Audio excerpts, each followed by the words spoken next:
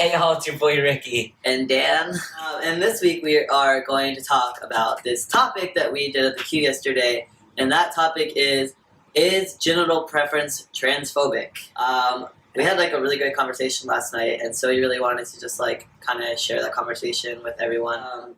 So basically we sat in a room with like 20 other people, and just like basically had this conversation, and Rico and I were the only like trans people. No, there was two trans girls and a couple non-binary people, but it was like just like good to be able to like sit down with mostly like cis people, mostly cis gay men, and a couple gay women, and just kind of like get this conversation out there because it's important. So personally, for me, like I don't think that having a genital preference is necessarily in itself transphobic.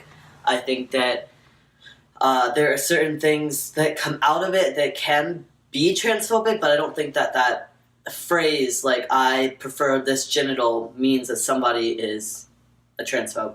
And the reason that I feel that way is because, like, I am a queer trans man. I'm attracted to trans women, trans men, gay men, gay cis men, straight women, like, non-binary people. Like, I'm attracted to all types of people.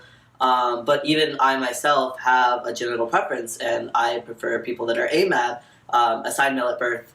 And I don't care if they identify as a trans woman, or if they identify as non-binary, or if they identify as a male. I just prefer that body type, and that doesn't make me transphobic. I will still because I will sleep with anybody that happens to have that body type. The only time that I feel like having like a genital preference, or like anything that comes out of that will like become transphobic, is when for me, like, I've been approached in gay bars, and by people that know that I'm trans, and they're like, oh well, maybe I'll switch teams for you, or maybe I'll go straight for you, and like say things like that to me. And that's when it completely becomes not okay, because in that sense that all they're seeing is my vagina, and thinking that because I have those genitals, that means that they have to be straight, and they can't be gay men if they are attracted to me, and that they have to change their sexuality in order to be attracted to me because of what's in my pants. And that's obviously not appropriate.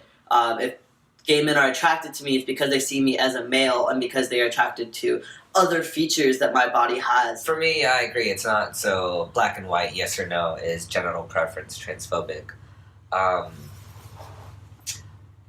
It's super popular in both sides, and like the gay male scene and the lesbian female scene, where it's like, ew, penis, or ew, vagina.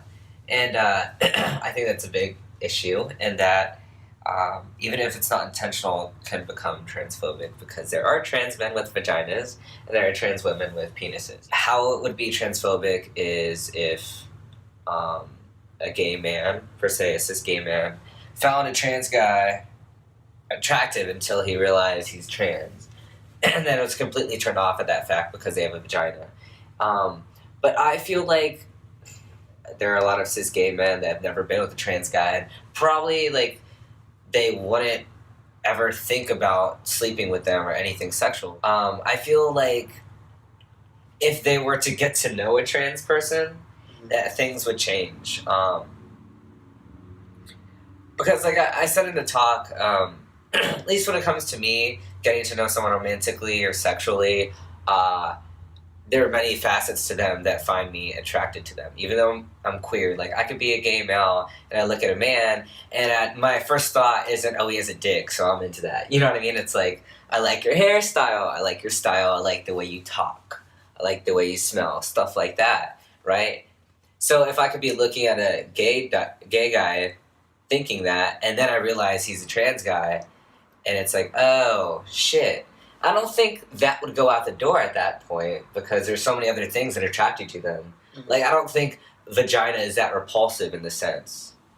You know what I mean? Yeah, no, that totally makes sense. I mean, Rico and I have both experienced where, like, we're both very new into, like, the being gay men or queer men in the gay scene in Austin. Very new. And, like, we both slept with people that we're the first trans people they've slept with. And, and they've told us from the beginning that, like, they never thought they would be with a trans person. They never thought they would be with, like, an AFAB person in general. Like, it never was in the cards for them before. but they found us attractive. We got along, you know, they liked us, and so they were like, okay, well, I'm gonna try this, and then they ended up liking it. Now they're like, oh, like this is like my sexuality has been opened up because I gave this a shot. Right. And also like mainly geared towards trans men that are on testosterone, on hormones, like the changes that come with it, like the way you smell changes, your facial hair, you get facial hair, you get a lower voice. The main things that whoever are attracted to men, that's like the main things that people like: facial hair, lower voice, this, that. Mm-hmm. So trans men can have all those things too, you know? Yeah, definitely. I mean, yeah, like at the end of the day, like my genitalia is just one small facet of who I am, and like of things that people can find as attractive qualities about me. Mm-hmm. Like, you know, like, and people at the end of the day, like people shouldn't be so concerned about your genitals until it comes to the point where like, okay, I want to sleep with this person, and the only reason they should be worried about your genitals at that point is because it's like, okay, well, if I'm attracted to this person, I want to go to bed with them.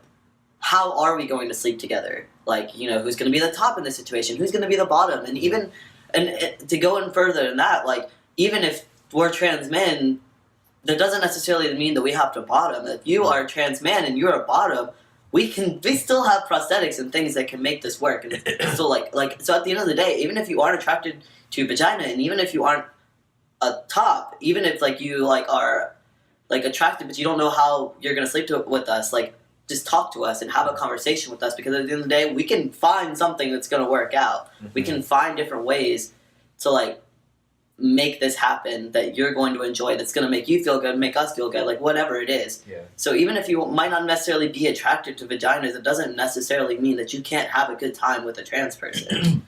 Yeah. And my, at the end of the day, thoughts are, it is totally okay if you're a gay guy watching this and you only like cock. That is totally okay. Mm-hmm. Totally okay.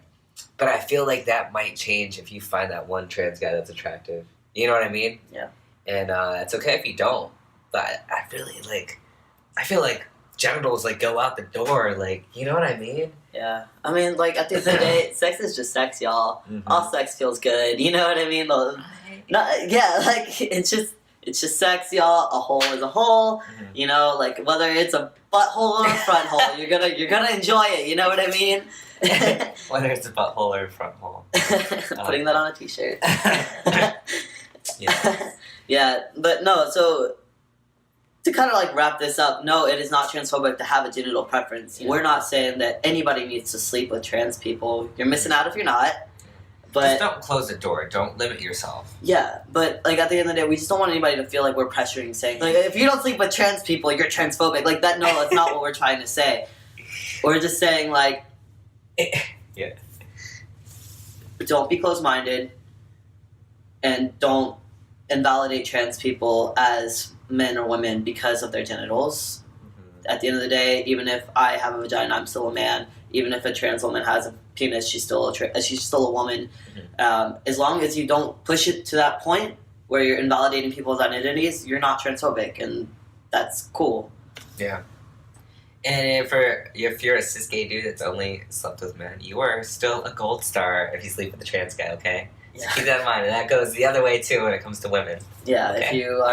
if you are a lesbian, don't you worry. If you're a lesbian and you sleep with a trans woman, even if there's penetration involved, you are still a lesbian. Still a gold star. Still a gold star. Good job. You keep that star. You keep that star. Well, you know what to do. If you like this video, please like, comment, share, and definitely subscribe. And we're curious about your thoughts on this topic too, because it is a very gray area. You know what I mean? So drop a comment below. Yes.